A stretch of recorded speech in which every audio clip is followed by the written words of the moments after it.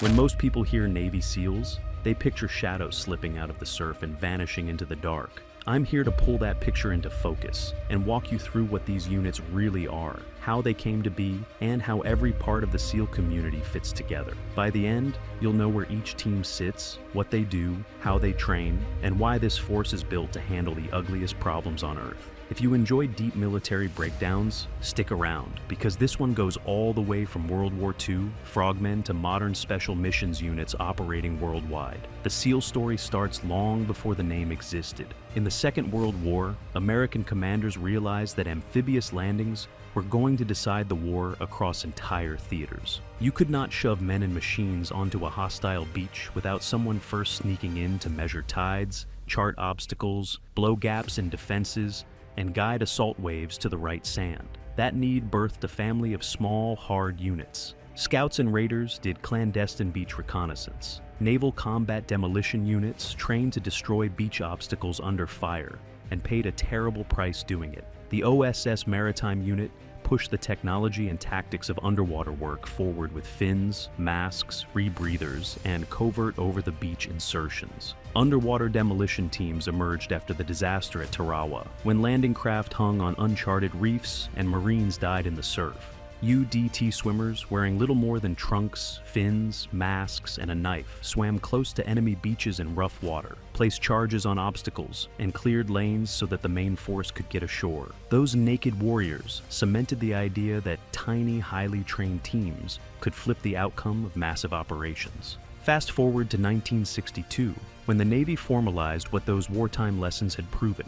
The United States needed a small unit that could work from sea, air, and land, trained to fight unconventionally, to teach partners, and to hit hard targets with speed and precision. The Navy stood up 2 teams, one on each coast, and sent them straight into the jungles, rivers, and canals of Vietnam. Night after night, small SEAL elements slipped off the water into rice paddies, ambushed guerrilla networks, took prisoners, snatched documents, and vanished before the enemy understood what was happening. By the time that war ended, the template was set. Specialized training, small teams, maritime access, global reach. Today, the modern SEAL enterprise is managed by Naval Special Warfare Command in Coronado, California. Think of it as the headquarters that trains, equips, organizes, and deploys the force. Below that are groups that split responsibility by mission, set, and geography. On the West Coast, Naval Special Warfare Group. One commands the odd-numbered SEAL teams, 1, 3, 5, and 7, and keeps forces forward in places like the Western Pacific and the Middle East. On the East Coast, Group 2 commands teams 2, 4, 8, and 10, and focuses on Europe, Africa, and the broader Atlantic and Mediterranean space. Group 4, based in Virginia, runs the special boat teams. Those are the SWC sea crews, who drive the high-speed craft that insert, extract, and support SEALs on rivers and coasts. Group 8 oversees the undersea mobility side and special reconnaissance. That includes the SEAL delivery vehicle teams that operate mini-subs and swimmer delivery systems, and advanced surveillance elements that prepare the battlefield before a raid ever launches. Group 11 manages the reserve component, with SEAL teams 17 and 18, providing experienced operators who can augment active units when things heat up. All of that forms a global scaffolding that lets a tiny platoon appear wherever a problem demands. Let's get concrete about what a SEAL team actually is. The name can be confusing because a team is not a single squad that always moves together. A numbered team is a battalion-sized formation with a headquarters staff, support personnel, and multiple platoons of operators. A typical SEAL platoon has 16 operators led by a junior officer with a seasoned senior enlisted leader as the backbone. That platoon can operate as one element, split into 2 8-man squads, break again into 4 4-man fire teams, or go even tighter for sniper and reconnaissance work in pairs. Inside those squads, you will find specialties that overlap by design. Breachers who place explosive charges and defeat locks. Snipers who provide precision fire and overwatch. Communicators who keep the fight tied to aircraft, drones, and higher headquarters. Medics who can stabilize a teammate under fire and keep him alive for a long ride to a surgeon. Everyone fights, everyone moves, everyone can step into another role if a man goes down.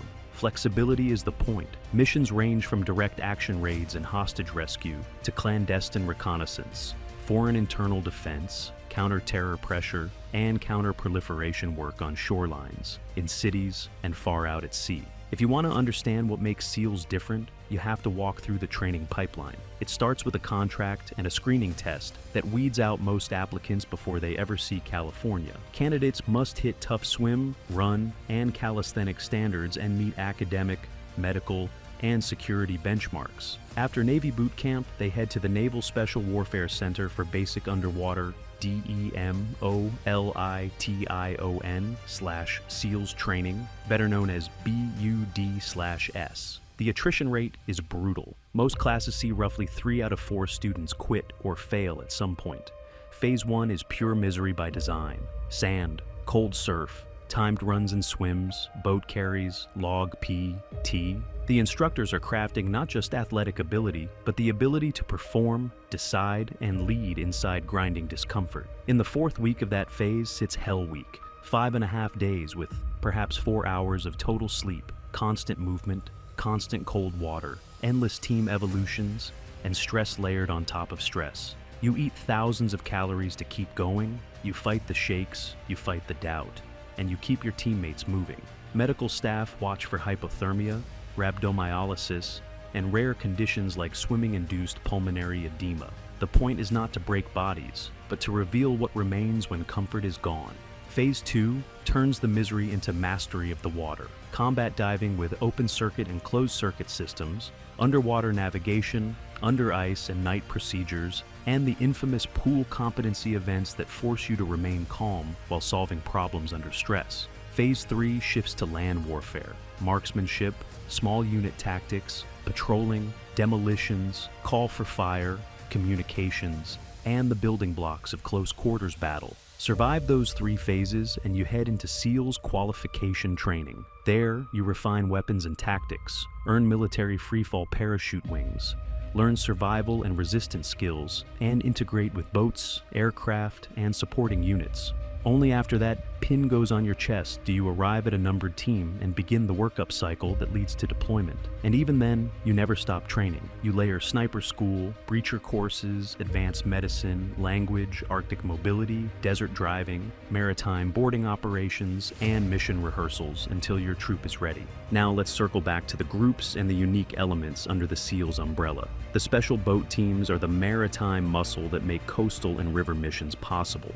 SWC sea operators are not SEALs, but they are every bit as specialized. They drive combatant craft assault, combatant craft medium, and riverine platforms that can move a platoon at high speed, deliver precision fires with mounted weapons, and extract forces under pressure in shallow or confined waters. They are experts in navigation at night, in rough seas, and under fire. When you picture black silhouettes racing across a chop, with weapon stations manned and a boarding ladder ready, that is a SWCC detachment doing its job. Then there are the SEALs delivery vehicle teams. This is undersea infiltration at its most precise.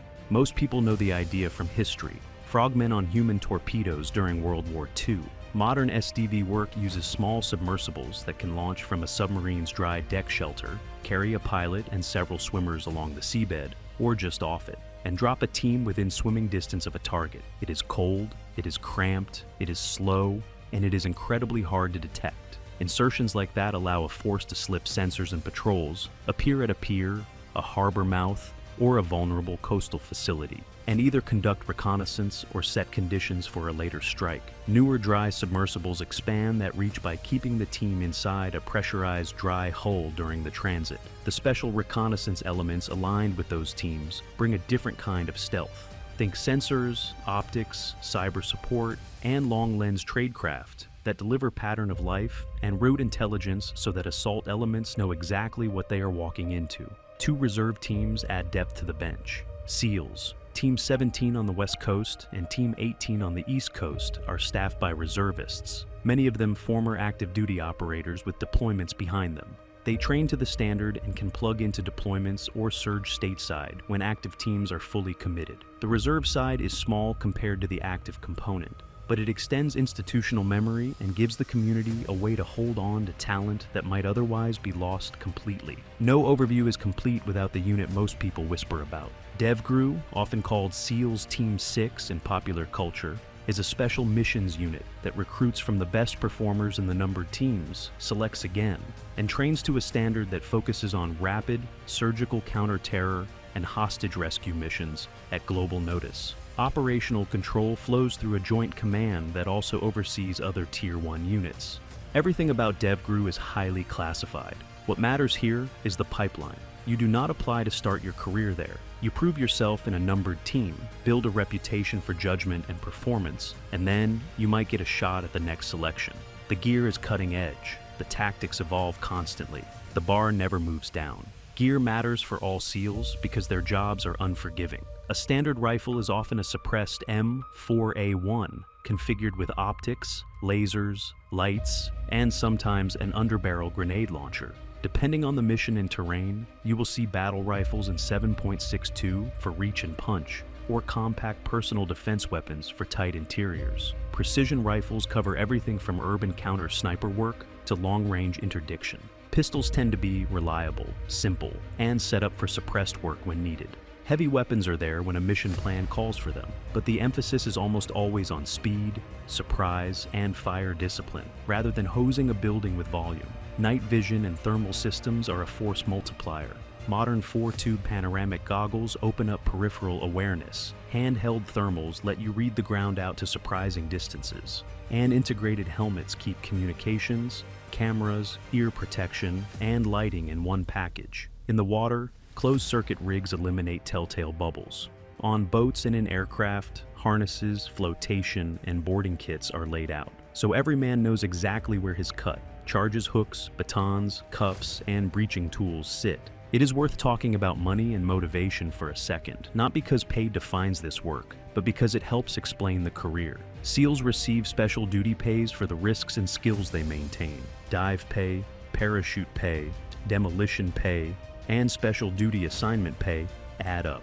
Housing and food allowances help a family budget, and re-enlistment bonuses can be substantial because the Navy would rather retain a trained operator than recruit and grow a new one from scratch. None of that is why people choose the pipeline. It does, however, keep households whole while a sailor spends months in the field or deployed overseas. So, what do the teams actually do when a crisis hits? A SEAL squad might be tasked to capture or kill a high-value individual who slips through everyday patrols. They might be told to enter a harbor at night and map defenses, take photos, and plant sensors. They might partner with a coastal nation's small boat unit to build capacity and push back against smugglers who fund militant networks. They might fly to sub-zero training grounds to rehearse how to move, fight, and survive in deep cold, because a mission set demands it. They might embed with a task force that includes Army Special Operations units, Air Force Special Tactics, and Marine elements, then stack on a door in a tight city block while rotors thump overhead.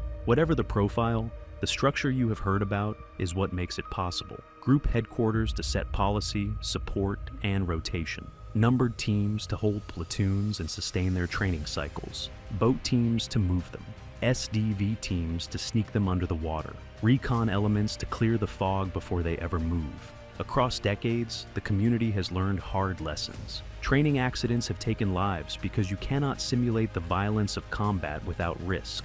Procedures change when an incident reveals a blind spot. Standards move up when new threats appear. Equipment evolves as technology offers a safer or stealthier way to do the same job. Through it all, one stubborn culture holds the center together. The day you earned the trident, you proved you could function when your body and mind wanted to quit. The day after, the standard rose again. The motto that everyone repeats is not branding. The only easy day was yesterday is a promise that the force never stops refining itself. When you step back from all the acronyms, the heritage is simple. A handful of swimmers in World War II proved that small, skilled teams could change the outcome of enormous battles.